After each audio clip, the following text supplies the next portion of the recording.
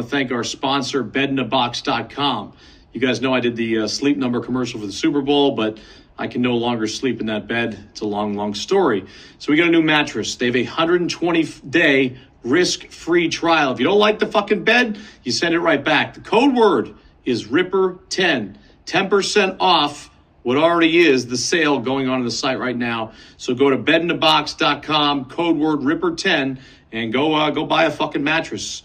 Missionary only, though. You're only allowed to bang missionary in the mattress. That's it. Welcome to the future of sports betting with Atlas World Sports. Atlas World Sports is your super sports book on your phone. Find the latest lines in real time to give yourself every advantage to beat the house. Better action coming soon. Atlas World Sports will deliver a winning experience for all your rookie bettors all the way to Hall of Fame bettors with our AI-based Game Winners predictive model for subscribers. Find Atlas World Sports in iOS and Android app stores or via atlasworldsports.com. Atlas World Sports, may the odds forever be in your favor. Bet better.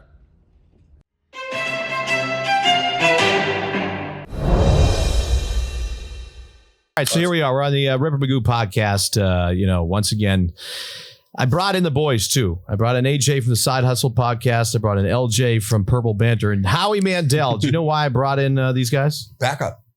You need a backup? They're just massive fans of you.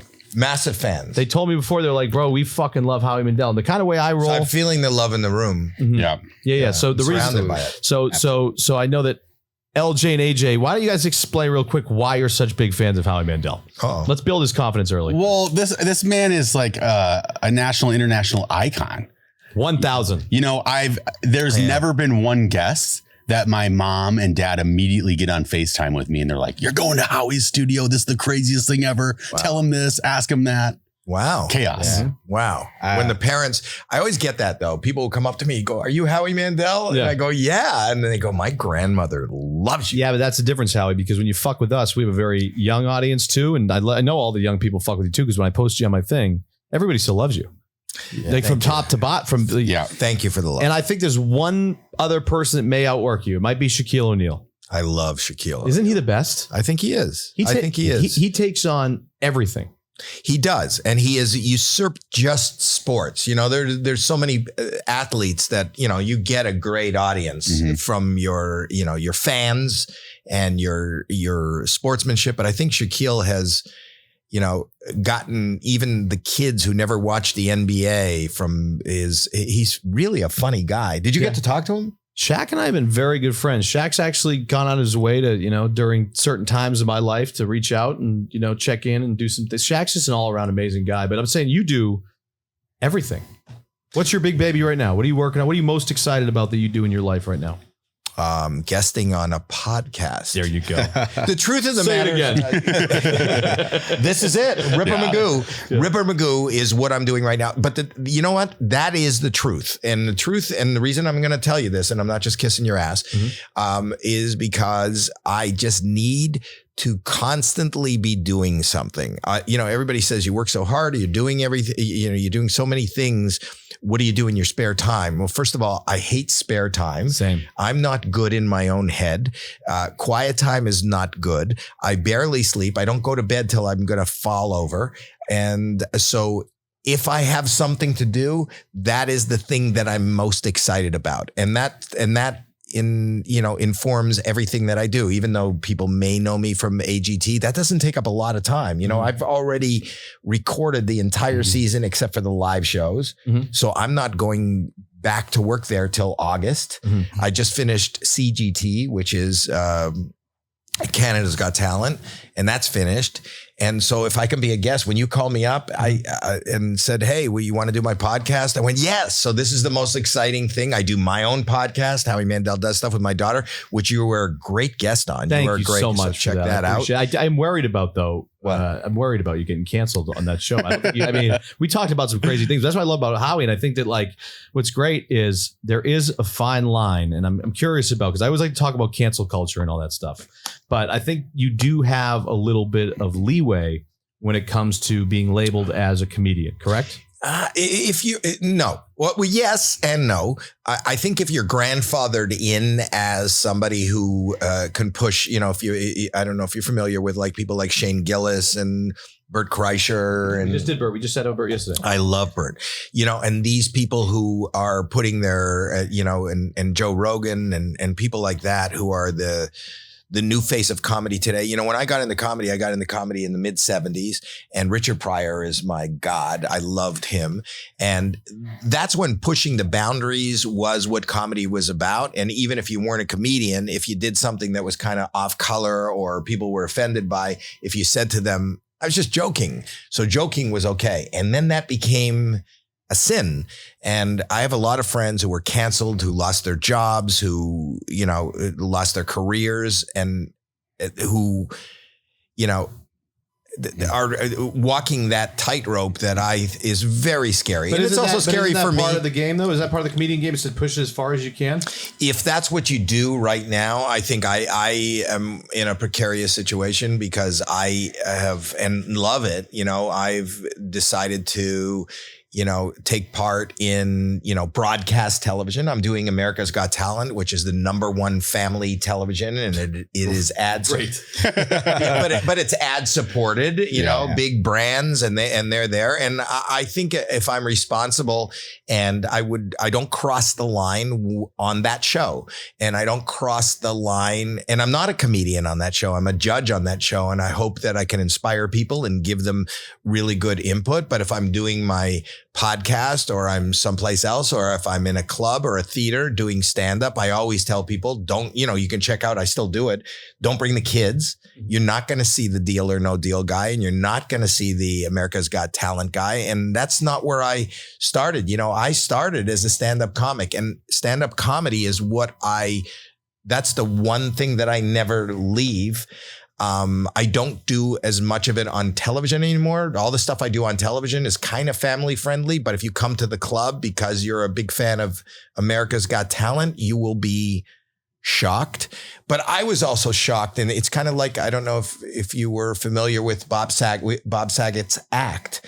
Of course I was. Yeah, Okay. He was doing what was it? What was the show? I mean, Full House. He yeah. did Full House. Full House, the everyday dad, and then talk about. But he was not that guy off air, right? Right. And he wasn't that guy Correct. before. And me Yeah. and Bob Saget came up at the same time, and we came up from clubs, and I was just, I wouldn't say I was dirty or even controversial. I kind of don't edit myself. And that's what I love about the clubs. That's what I love about stand-up comedy. That was the one place where I had the freedom to not hit a mark, to not recite a line that was written for me, to not throw to a commercial. And if something off color came off the top of my head in the moment, I would let that happen. That was happening. I was also at the same time doing weird voices. I did the Bobby voice in my act, and the material that I did with Bobby was actually filthy nightclub material, because he was a baby that would say all these terrible things, like where babies come from. But I would give details. Can you still do it, Howie? Yeah. I can talk like that. And I used to do that. I'm sorry. No, it's all good. He's saying sorry because if you're just listening, he touched me. I'm okay with being touched. It's hand to hand. I don't like hand on hand. I'm clean. I did have. There was one girl I hung with last night. Was a little sketchy. We're good. I promise you. So, but I, and I used to talk about how, Where babies come from. and I used to say, The man puts his penis in the vagina. and then I used to, and it used to get dirtier and dirtier and dirtier. So when I got asked to do a Saturday morning cartoon, I went, what the fuck? Are you crazy? How do I do a Saturday morning cartoon? Yeah. And my friends and me, they came from Second City. They had a development deal at Fox. They said, well, you'll do Bobby and we'll just write. We didn't know how to write for Saturday morning. We wrote real things that happened to us when we were kids, things that happened to them when they were kids. And it became an Emmy-winning Happy Meal Bobby. And it was not only Bobby, that was the one voice. I got so many jobs from that voice. So that's what it is too. I ask everybody is like, I ask it on every podcast is basically, when was the moment where you said that, you know what, I fucking made it? April 17th, 1977. I was at Yuck Yucks, which is a comedy club in Toronto, Canada. And I had I come from a really good family and a good upbringing, but, I have mental health issues, and I was I had undiagnosed depression, anxiety, OCD. I'm not an athlete. I was 4'11" and in high school, 4'11" and 89 pounds. I tried to meet girls. I joined the wrestling team. That was the only team I can get on for somebody who's a germaphobe. Yeah. Now I'm in a onesie, rolling around with another sweaty guy. Nothing was working out for me. And there seemed to be the beginning of this comedy boom in every city, Boston being one of the main ones, started opening up these comedy clubs. And I went one night, April 17th, 1977, and I saw the show. I'd never seen stand-up live, and it was kind of electric and great to see somebody, young guy like me, on stage, edgy, funny, in the moment. Everybody's roaring, and it's just a good thing. And then Mark Breslin, who was the host, said, does anybody want to get up and try this? And we'll at midnight on Mondays, we'll do an amateur night. And somebody that I was sitting there said, you should do it. And I went, okay, because I always say, okay. I just always do. I don't say no to anything because I'm so afraid that I'll miss out. So I said, okay. And didn't prepare, didn't think about any ramifications, didn't want to be a comedian, didn't think about show business. But I thought it might be funny if somebody goes, ladies and gentlemen, Howie Mandel, and then I walk out on stage, because there's no fucking reason for Howie Mandel to be on stage. I was selling carpet. Right.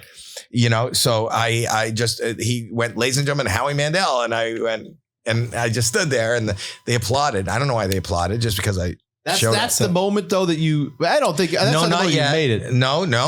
But I got to let me finish. So when the applause died down, I got like horrified, because what the fuck am I going to do? Yeah. You're looking, there's a spotlight in my face. There's a microphone at my mouth, and there's people staring up at me going, what the fuck are you going to do? And I just got terrified. And if you go to YouTube and you watch any of these old, tapes of me, I was it was just terror. And I tried to think of something, and I would start going, okay. All right. Okay. And they started laughing at me being like you're doing right now, and me being terrified. And I'd go, what? No, tell me. Okay. What? And I put my hands in my pocket, and because I have OCD, I carry rubber gloves with me even then. And I was carrying rubber gloves so that if I had to go to a public restroom, I didn't have to touch anything. And I go, okay. And I pull out the rubber glove, and I take the rubber glove, and I pulled it over my head. Right. I don't know why. I was just terrified. And I started breathing with my nose, and the fingers were going up and down. They started laughing even more. So I blew it, and it popped off my head, and they roared, and I went, good night. And I walked off the stage, and the guy went, that was great. You got to come back tomorrow. And I went, what for what? He goes, do it again. I go, do what? He goes, do what the fuck you did. And it was the first time as I came down from that moment, I realized, a group of 150 people like enjoyed me. Yeah. I've never been enjoyed. Yeah. I was the most unpopular kid. I didn't have a lot of friends. I didn't have any skills. And they liked me for just I was just terrified. Do you think you not had a lot of friends because I want to talk, I really do, because everybody knows you for who you are, but one of the things you constantly hear is the whole germaphobe thing. So where does that start? Oh, I can't remember not being a germaphobe. So I was a germaphobe who, when I was in kindergarten, did it unplug? Yeah, no, not there. Underneath. Underneath? Yeah. There, it's hanging from the tape. Right. You see it? Oh, beautiful. Sorry. Yeah. All right, go on there. Okay, there you go. Okay, sorry, apologies. Oh, it's okay. I do my own tech stuff too. I was going to say, you're a jack of all trades. Yeah, I really am. So Ever since Radio Shack closed, all the germaphobe stuff started when?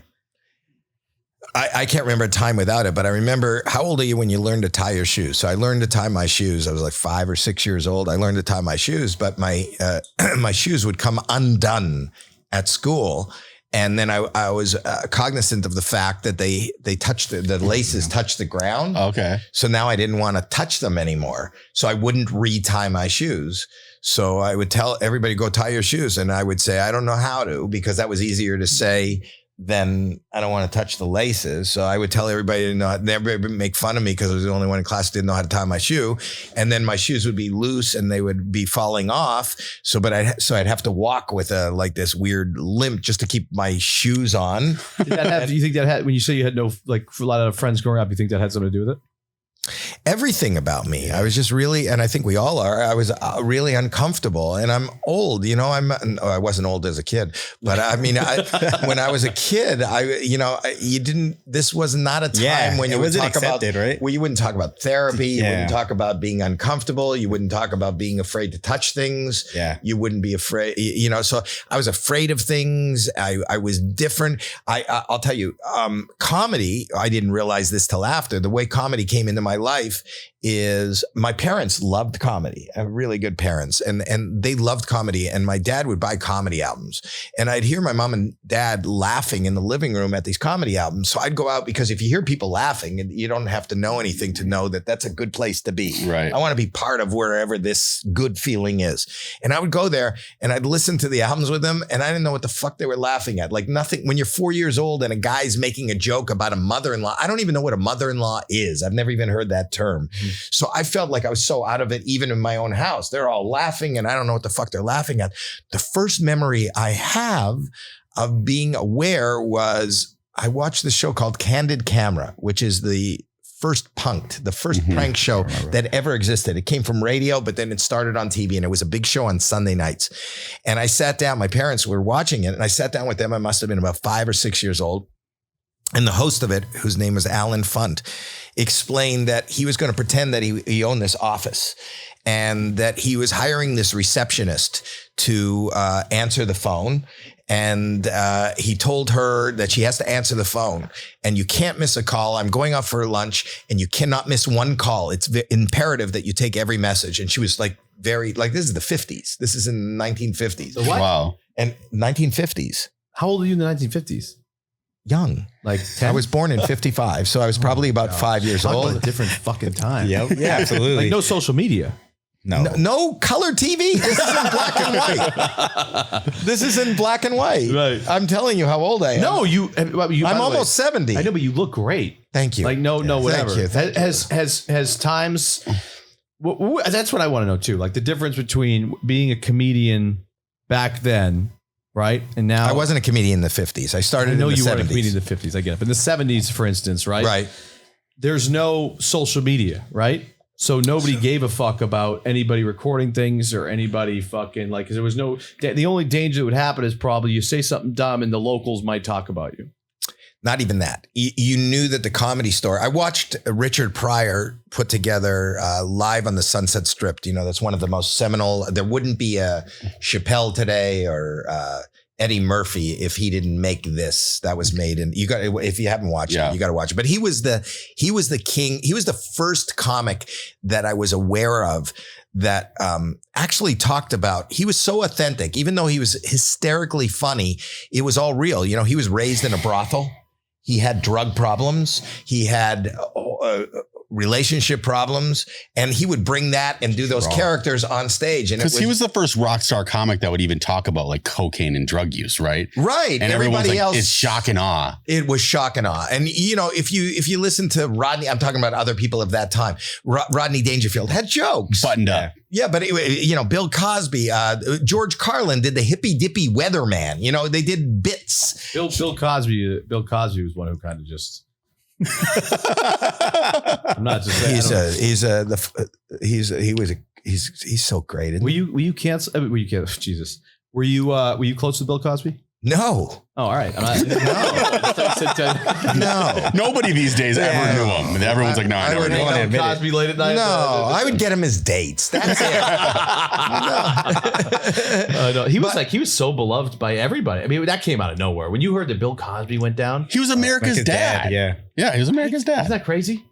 Yeah, people shouldn't rape. I guess, yeah. I mean, that's definitely something. The golden rule. You got to draw the line there, I'd say. Yeah. Well, I think you should draw the line before that. I think you should. There's not that many rules, and that's one of them. Yeah. Is Bill Cosby still in prison? No, he's going on tour. What? He's about to go on tour. But I don't think he can see or anything anymore, right? It doesn't matter. He's going on tour, and I bet you he ends up doing well. This is a fucked up country. Oh, he could still do arenas. Yeah. That's just, the Lord, when you have he's out of prison. He got out of prison. And there's another woman that came forward that did it, you know. But my point was that I saw this prank show. And it made us laugh because I understood that every time she went to answer the phone, they would pull a rope and the whole desk would go away and you'd see her. And she was so fucking shocked that the desk would go away. And we laughed. It was like a surprise party. I went, oh my God. And me and my mom and my dad laughed. I go, I got to do this. But I wasn't sophisticated enough. I knew I wanted to get laughs, but I wasn't sophisticated enough to know, number one, I don't have a TV show.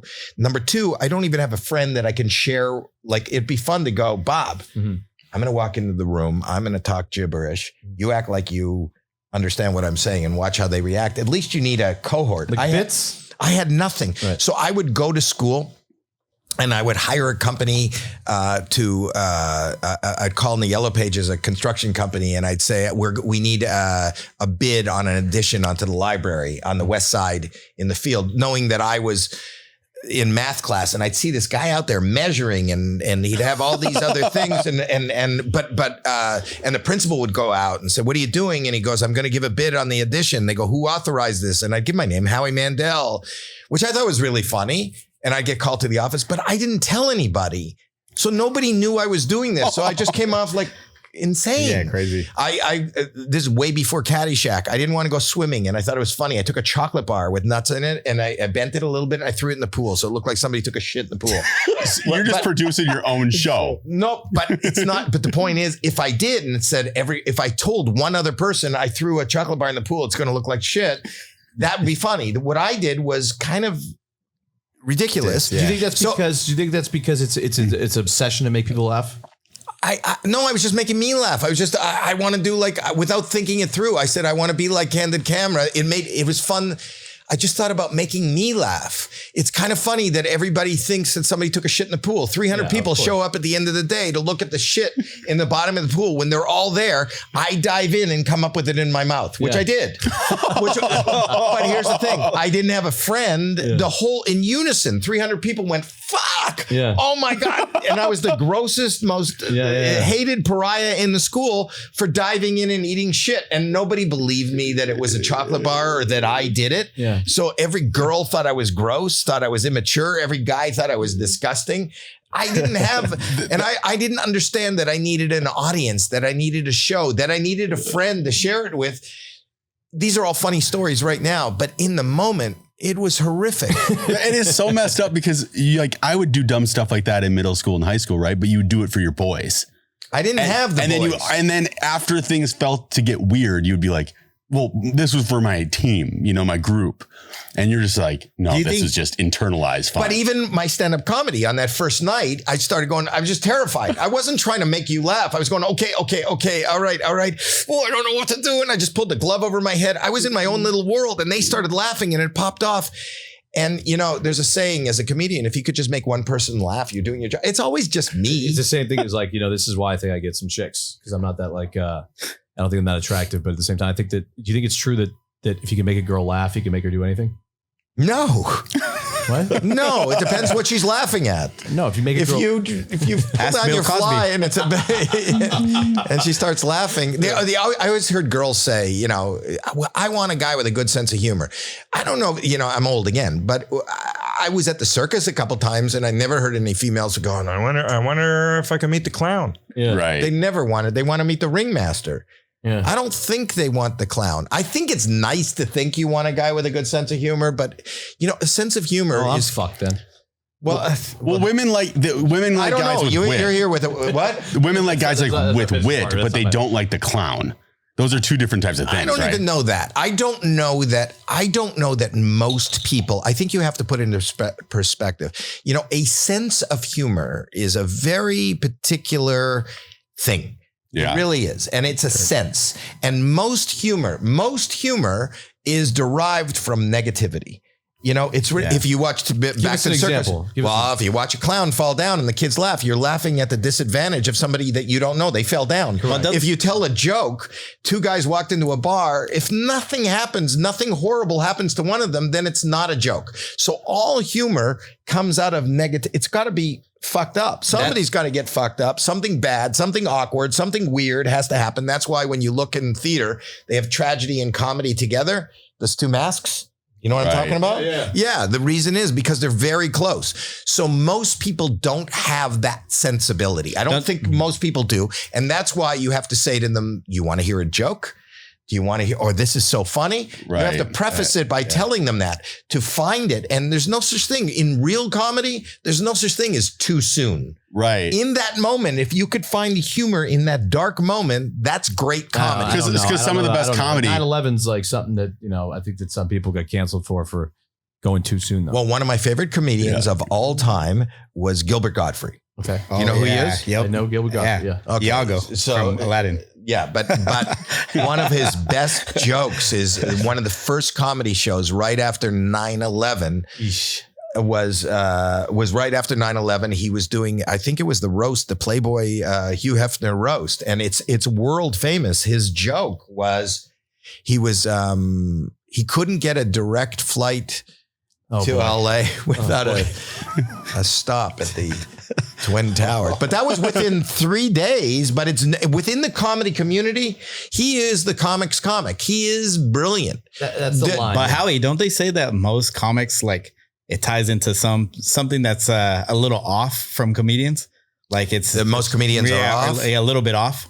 It is different to have that sensibility to find the humor in the dark place. But I got to tell you something, as somebody who kind of deals with mental health all my life, humor and laughter is my panacea, is the only thing that got me through. And at my darkest moments in my life, when I lost my father, it was a real hard time. I have never laughed so hard in my life. In those moments, I found ways to make myself laugh. And if I didn't find ways to make myself laugh, I don't know that I would have been able to survive it. But what's good for the goose is not necessarily good for the gander. Some people need whatever you need to get through. They need to feel sorrow and serious and down. I need to find that brightness or that light. Yeah. I always need to find it. So to segue a little bit away from 9/11, who was the banker in Deal or No Deal?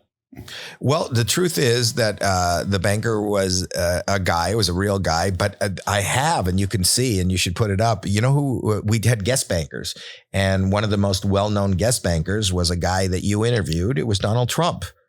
Oh, no way. Was a guest banker. But they never hold on. So they never revealed his identity. They revealed him. They had guest bankers. I'll show you. But the guy that was always behind the screen that was in the black. Yeah. So that guy was really funny. I can't remember his real name. And what was real funny, there was a guy who was a shadow, and he got paid. He was there at every show, and that's like who I talked $11 an to. hour or something like that. But he would. What did you say? $11 an hour. What did he make? I don't know what he made. He had to make at least scale. So whatever scale. Donald Trump at the time? No. Well, Donald Trump made $11 an hour. That's the banker behind the screen. This is when NBC was also doing The Apprentice. So it was a cross promotion, but I'll show you. Yeah. That's going to be a funny big gig, being the banker and trying to like sell people. I'm like, yo, I'm the banker. How are the numbers? No, that's what I was going to tell you. So he was a single guy, and he would be and Deal or No Deal was the biggest show on television, and he would go to bars and tell girls, Deal or No Deal, I'm the banker, and he'd go, yeah, sure. And they would say, turn out the light. He'd say, turn out the lights, and he'd try to get it like he'd turn on the light in the men's room and turn out the lights in the room. He'd go, look at my. He's always trying to get people to recognize his silhouette. Yeah. What was while you find that? Are you open to sharing like what you made in that show? Yeah, not huge money. I ended up, I'll tell you something. So they got me, I showed you when in 2005, for a comedian to do a game show was not a good career move. Just like there was a time when movie stars wouldn't do commercials. Yeah, you get things pigeonholed. like that. And when you're a comedian, the game show host was kind of like the punchline, and it was just a guy who wore a suit and read trivia questions off cards. So at 2005, I was about to leave my entire career. I was my entire show business career. I was telling you, I'm involved in other things, and I'm involved in real estate, and I had gone from being able to sell like 10,000 seats and doing a series like Bobby's World and St. Elsewhere to maybe selling, 100 seats in a club and traveling. So I said, I'm out of here. And then I got a call from my manager who said, you know, they want you to do a game show. And I went, no fucking way. And I hung up the phone. And then he calls me back and he goes, no, this will be good. This is NBC wants to do it 5 nights a week. Wow. And in prime time, which they've never done. And before me, the only comedians that went, the real comedians, I mean, Millionaire was already huge, but the only comedians that was Regis Philbin, not a comedian, but had done a game show was Groucho Marx, had done You Bet Your Life in the 50s, where I spoke of earlier. Anyway, so I went, no fucking way. And then the third time he called me back, he goes, this is a huge hit all over the world. Just look at it. I'll look at it. I'm at a deli in the Valley in Los Angeles. I'm not going into a meeting. If they want to come and show me what the fucking game is, come and show me. And a guy by the name of Rob Smith from Endemol came to the deli, moved my soup, and put that piece of cardboard that I showed you. Oh, wow. I just saw, and it wasn't even. It looked like an 8-year-old had an after-school project. He cut out these fake little cases. Yeah, there was no straight lines on the piece of cardboard. I thought, now for sure, I got it. I'm being punked. I'm on the show Punked. Yeah. Because were you like a cultural icon at that moment? No. When they were trying to pluck you off? Okay. No, I was trying to. I'm trying to show you. That show is fucking. How many seasons did it go? 2000 and it went 4 seasons in prime time, and then we did 2 seasons in syndicated, and then 2 years ago I did it on CNBC, and it's coming back now. Deal or No Deal Island. With who? I don't know yet. I'm producing it. And it's going to be on an island where, like, I think of a Survivor, where there's 100 cases buried. Yeah. And then whatever they can find will play Deal or No Deal, and they'll win that money, but way off on a deserted island. How did the money work? So who was the biggest win on there? $1 million. Anybody won $1 million? Yeah. So when you win $1 million, what do? They take you in the back room, and what's the process? Spanking. No, when you win $1 million, I think it was paid out in increments. You know, what do you call it when you don't get everything at once? It's not like the lottery. Yeah, it's not the lump sum. No, it's not the lump sum. So they'll pay Annual you payments or something? installments. Yeah. well, it's half of $1 million, right? Because it's probably taxed sounds right a little away, shady right? to me, Well, you get less. No, it was pretty good. It was pretty good. More people. It was amazing to me how people gamble. You know, whereas somebody came to me, let me finish the story because you'll understand go. how I got it. But he showed me it, and my wife said, take the deal, because she wanted me out of the house. And I wasn't that busy at the time. So I went and did it, and I called them and I said, when does it go? This was a Friday. They said it goes on Monday. I go, Monday? You said I was your choice, your number one choice. They go, we need you. I go, well, don't you have to build a set? They go, we built the set. I go, don't you need to hire the models? They go, we've hired the models. So how fucking low was I on the rungs to be? How many people said no before this is going in 2 days? And then I said to them, can I hire comedians to write for me? And they let me hire comedians, and I was going to be really funny. I had all this shit planned. And then I went on the set and I saw the first person. I brought her down, Karen Van, and I said, tell me about yourself. And she was the first person. She told me she's a single mother. She has never owned a home. She has 3 kids. She's never had insurance, health insurance. And then I realized this is real, and I didn't want to fuck around. I didn't want to do my comedy because I wanted her to. That's how I ended up talking. Like I talked to my kids. But your goal though is to kind of be, and did the producers ever get in your ear? Because at the end of the day, I think good TV is when they gamble. Just by virtue of being there, and there was a chance. Like I would say, okay, the first offer, you've opened up 4 cases. The first offer is, $30,000. 30,000. She go, no deal, without even thinking. And I'd go, are you fucking crazy? You live someplace in Iowa. $30,000 will not only buy you health insurance, it's more than a down payment on a house. That's why I would say, I would say, listen to me, Karen, if you say no deal, you have 6 more cases to open. Right now, your offer is $50,000. $50,000 is probably 10 times more money than you have in the bank right now. It's probably double more than you make a year. It'll buy you health insurance. It'll buy you that house you want. Or do you open up 5 more cases and believe there's $1 million in your case? Now, is that coming from your heart? Yes. So that's coming from your heart. That's some of the best bits when he is begging people, please don't do this. I mean, you were so good. I'll tell you was how awesome. hard. I'll tell you this. I'd put you up there as the best game show host of all time. Well, thank you. I will Hey, put you Bob, up there. but do you believe, as a gambler, do you believe that you got to bet big to win big, though? It You depends believe on in the that situation and where you're at. But I think when you're, there's a lot of outside elements that probably, come into effect. Well, here's A what came little into peer effect. pressure. Here's what I learned. You're a gambler. I'm not. Here's what. Not anymore. I had to shut that down. Well, but the thing is that, there's something called house money. So when I offered them $20,000 or $30,000, they said, so many people said this over and over. I came with nothing. So what do I have to lose? It's not my money that I'm You're gambling. losing with. 30 grand. And me saying, well, it was just me saying 30 grand, which is real. Yes. Which did get paid out in full at the. There had to be a certain tier where they break it down. What do you mean? I'm assuming if it's like $1 million, it's different. If it's 20, they could probably pay it out one sum. Right. So, but when I said, you're going to have to open 4 more cases, the offer is, and if the cases have low amounts in them, the next offer is going to be double. Like if you don't open up the $1 million. So deal or no deal. As somebody who's not a gambler, if the first offer to me was $10,000, I stood there for 3 minutes. I'm thinking 10 fucking grand, a bird in the hand. And so many of these people and you realize this is why people are where they are supposed to be. Financially, this is how they think. Yeah. So I would say $30,000 and they'd say no deal. And for me, that ripped a hole in my heart. You would just threw away $30,000 cash and they got mad at me, the producers. I said, for a chance at $1 million. Because they want to push. They want you to you're up for $1 million, you lose, you get 0. They want that.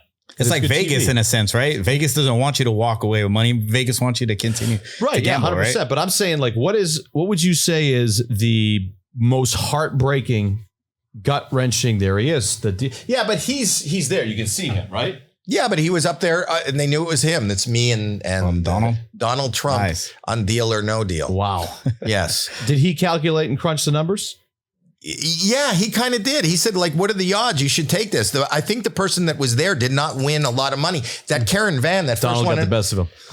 Karen Van walked away. The very first person walked away with $5,000. I think at some point in the show, she was offered 60, 70,000 and walked away with $5,000. She was excited. Wow. I mean, we brought her back years later because we did like recaps on people, people who won $1 million, people who won 700,000. Yeah. What did she do with her $5,000? She bought tits. Yeah. Beautiful. Great investment. She made a mountain out of a molehill. What was the most gut wrenching loss that you saw that you actually really felt? What contestant and what was there was a guy, I'm trying to remember his name, but he left with a penny.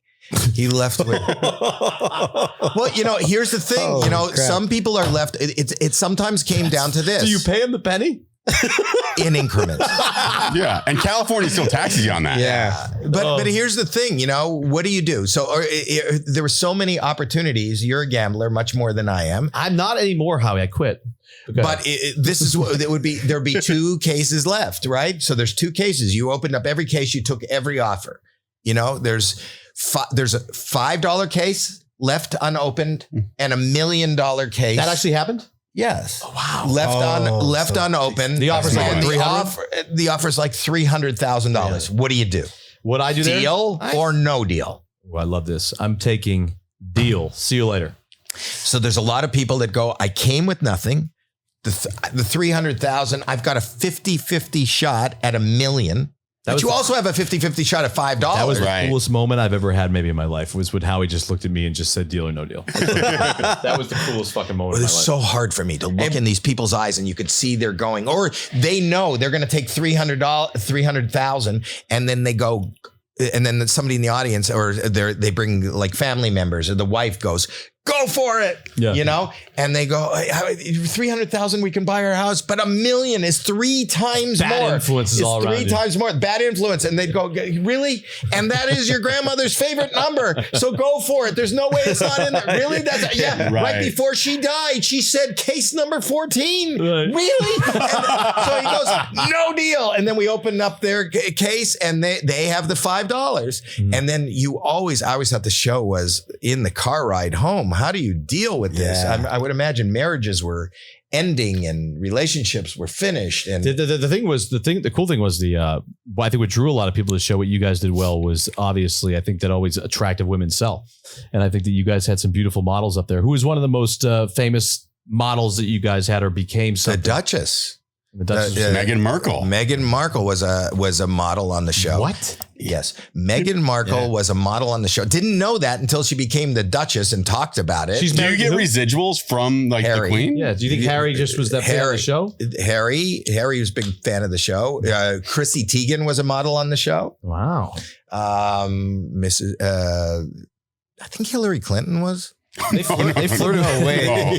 When she was much younger. Yeah, her case was hopefully taken away right away. One of Nick Cannon's baby mamas. Well, that's an There's a few easy of them. bet. You can because fill up all 30 cases. every third woman in LA is a baby mama too. So it was all real though. Like the game was never fixed. Can't be fixed. And not only was it not fixed, the cases were randomly packed by a third party, somebody who's not a producer. So the producers, me, the host, the girls don't know what's in their case. When they randomized those cases, the 26 models would go collect the cases in a back room somewhere. They'd go collect the cases. And as they're walking to the set, if one of them tripped and just even the latch opened a little bit, but nobody saw what was inside, we were shut down for an hour. Yeah, We would take the that's a good 26 point. cases. So they could never be like, hey, I gotta go to the bathroom real quick and then wink at the contestant or anything. It could have No, been, they don't know. there could have been some inside jobs though. They don't know. All right. It was actually you ever watch funny. the movie Game Show?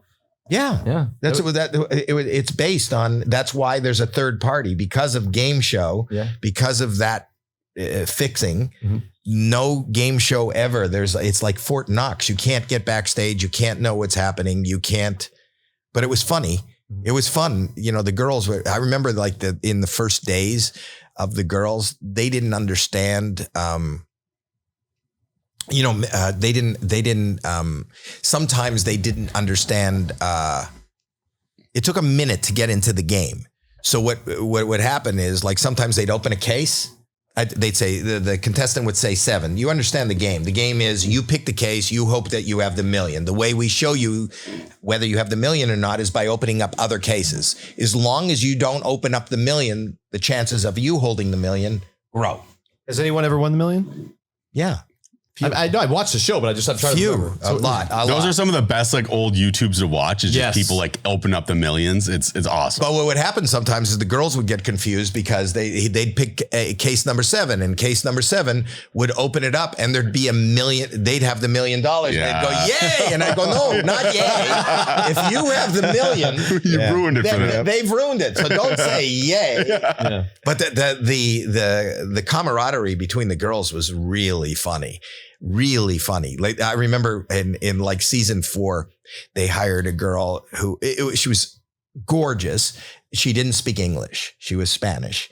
I think she was from Spain. I mean, she understood a little bit of English, but not really. And the moments, I would go, we're going to open your case when we come back. Remember how you do that? Yeah, of course. That was the biggest cliffhanger there was. Well, one of those, the reason for the cliffhanger is because not all of them were mic'd. So, if they picked a case and this was a pivotal part of the show, we would go to commercial and then they would put a mic on that girl. And that would be a great opportunity for that person to Get a little airtime. Yeah. Get some airtime and maybe say something inspirational, it just seems I'm looking at your family and your great mother and I just wish you nothing but the best. And I hope it changes your life. And I'm keeping my fingers crossed. And then they open the case, right? Whatever they say. So it just so happens there's a pivotal part of the show, and this gorgeous Spanish woman is the case that is going to be open, and we go to commercial. And beside her, I'll never forget. I remember it's Tamika Jacobs. It was number 21. She was beside her. She's a very funny girl, Tamika. She's on Instagram, I think now. But anyway, Tamika says to the girl goes, What do I say? There's a lot of pressure, this big network TV. And as they're making her, and Tamika says something like, I'm paraphrasing, but it was like that. She says, right before you open the case, you say, to the dogs, a tree. Number 4, and swimming. She goes, what does this mean? Because this is the way in America, this is the way we say that we wish you the best of luck and we want you to win. What? Do the 3 swimming, number 4, dog? Yes. Do the 3 swimming, number 4, dog. Okay. We come back. 5, 4, 3, 2, 1. We are rolling. Okay. Before we left, I don't remember the girl's name, but before we left, he picked Tanya's case. It all comes down to here. The last offer was $300,000. It's all going to come down to here. Will he be a millionaire or will he walk away with nothing? Tanya, before you open your case, is there anything you want to say to John? She says, see, the 3, number 4, we must go swimming and it's a dog.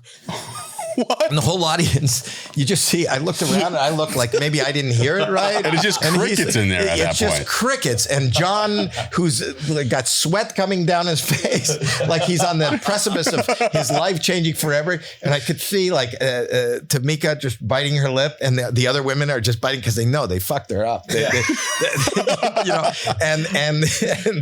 And I said, pardon me? She goes, the 3... the boats and the... You made her say it again, Howie? Well, because I thought I just didn't understand. I didn't know that they were fucking with her. I thought maybe... Howie knew what he was doing. These are your sick, like, childhood jokes coming back. You're like, running. Yeah. I go, that doesn't... What does that mean? And I said, what does that mean? And she says, in your country, it's good luck. Oh, and I go, what do you mean? You kept drilling her, Howie. Because I won't let it go. I didn't. Until they finally went, cut. Really? They went, cut. You gotta And run they it went, back. what the fuck did they do to her? What did they do? And they went up and Tamika got yelled at. It was so funny. We were all laughing. And God. I think there was a rivalry. Because the reason I remember that story is because that girl, that woman, came up to me maybe 3 weeks ago and goes, you remember me? And I went, yes. Yeah. The dog, the tree. That's a great fucking story. Yeah, it's a great story that I don't think I've ever told before. Was it competitive amongst the girls? Oh, absolutely. Yeah. But it was just so much fun. They would fuck with each other and do things. But it was a fucking amazing show. You have America's Got Talent. Yes, I do. Who are the 3 that are with you on the panel right now? Heidi Klum. Yeah. Sofia Vergara. Oh. And the gorgeous Simon Cowell. Yep. He's brutal, huh? I think he's kind of softened up as he's had kids and gotten older. They kind of, I'm getting the reputation for being brutal. And I don't think I'm brutal, but I think I'm honest. And what I have found is, and probably, and it seems brutal just because I think that Simon Cowell, besides being the creator of that show, created it was never seen on American TV before, on American Idol, where he was hired as a record producer. He is a record producer. And they told him just to do what he would do. And I would imagine, I'm not in the music business, but in the music business, these people have they've gone into clubs and they've auditioned for him. And he has said, you sound like a cat that just got run over. Yeah. And he was always like that. You should look for another. Which actually though made great TV. It did. It made great TV. And it also kind of made us aware that not only did it make great TV, but if you're just being nice, just to be nice, and you go, that was amazing. You're not getting the best. Not only that, I felt like I was getting, at the beginning, it was hard for me to be honest. And when I wasn't honest, I was getting killed online. Really? You thought there wasn't one note that person hit, and you got to go for it. I don't have to be ruthless, but I have to say, hey, listen, you missed a lot of, I can't, just to put it in layman's terms, notes. Mm-hmm. And maybe it was your nerves or maybe it was something. And I'm not saying maybe, this is tough and maybe this will give you a thicker skin to try again. And I'm not saying you should give up, but when I'm honest like that, people say it's brutal. People say but I'm only honest and I want to be positive.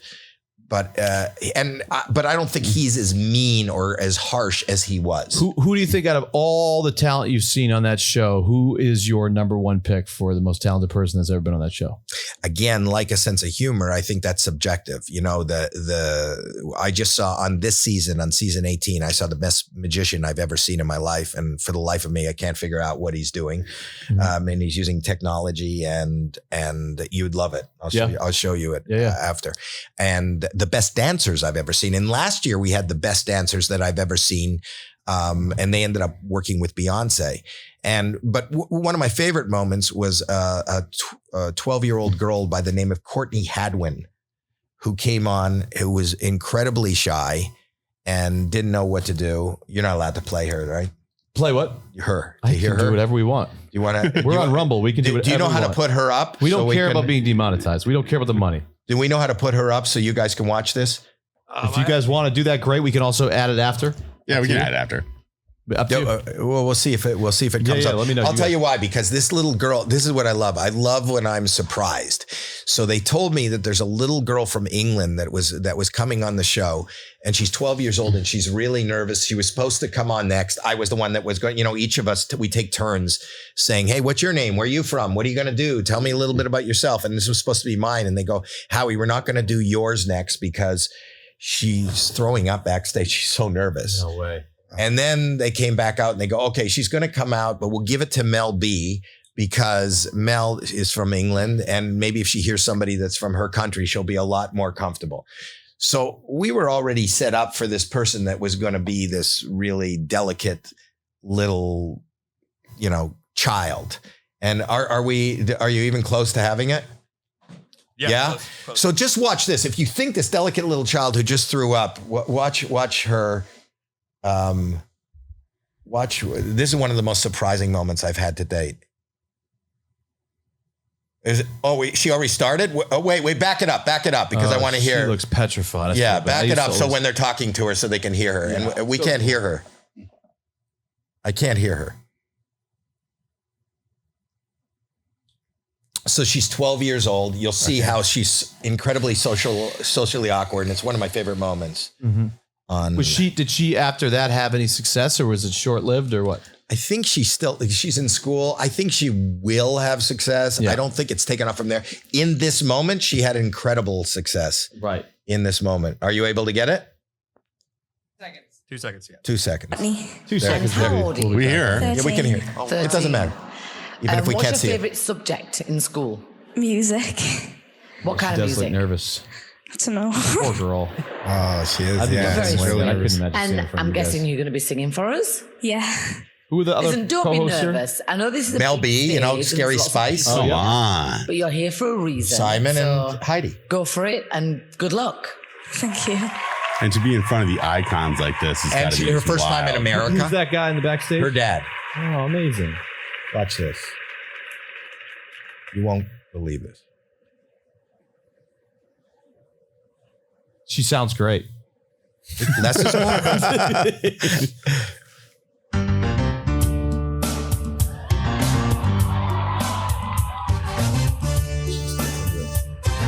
TikTok answer. No. Oh, wow. Didn't expect that at all.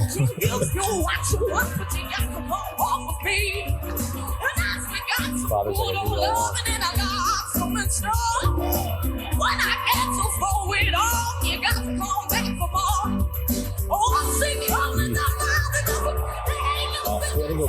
a Unreal.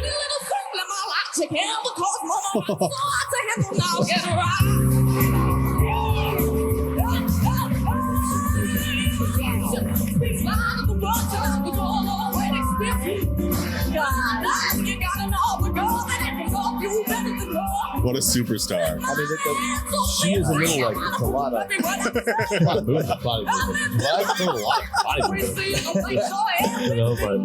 But that's, wow. okay. Amazing.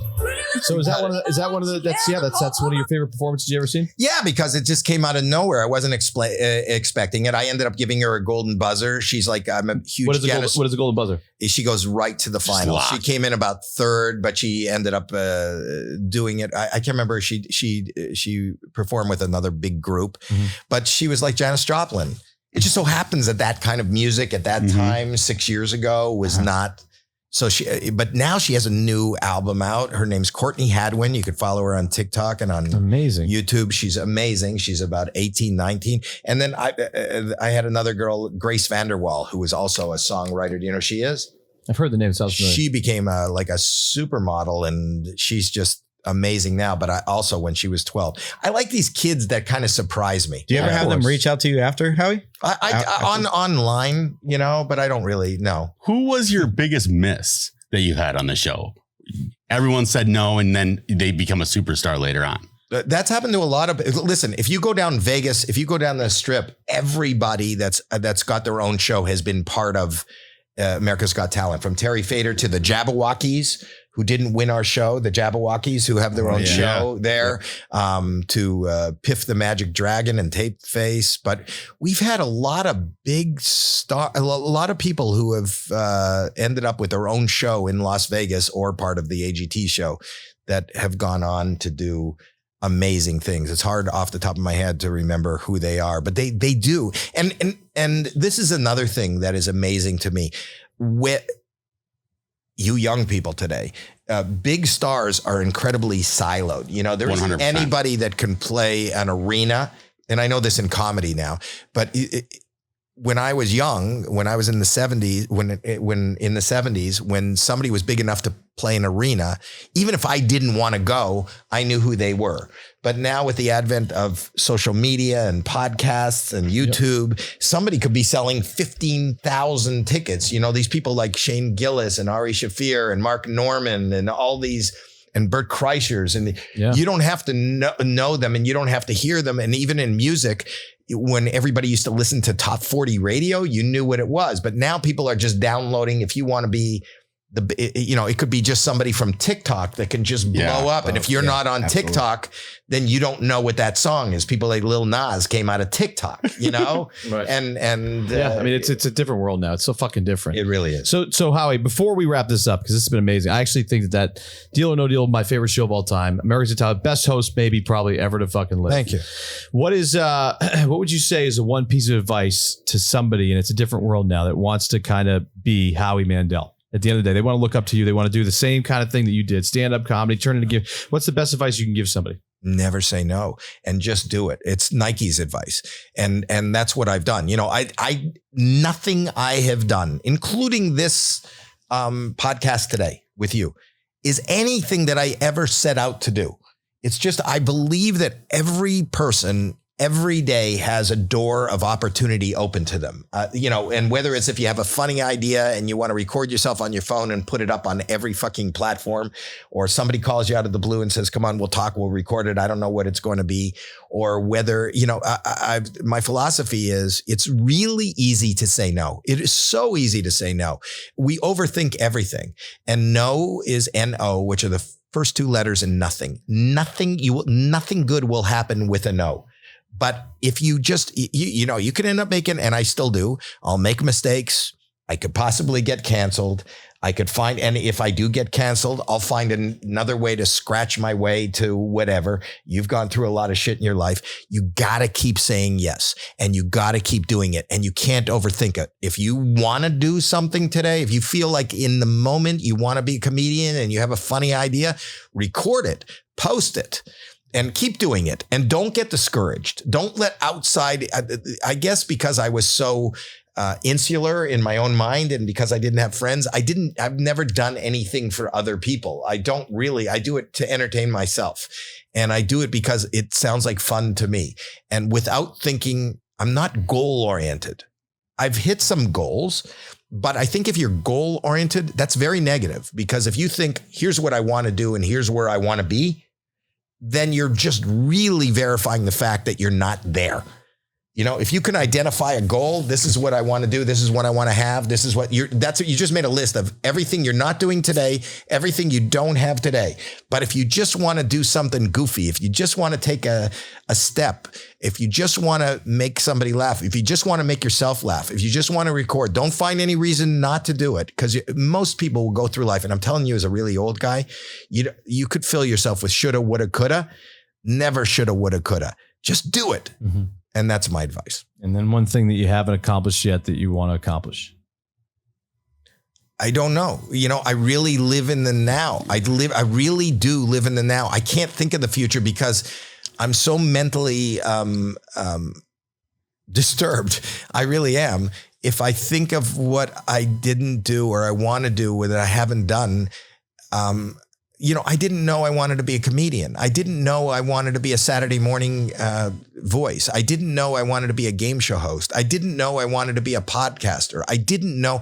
I don't know. So all I want from the future is the ability to do what I'm doing today.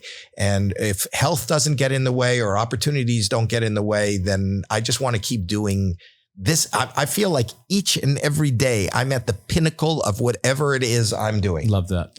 I love that.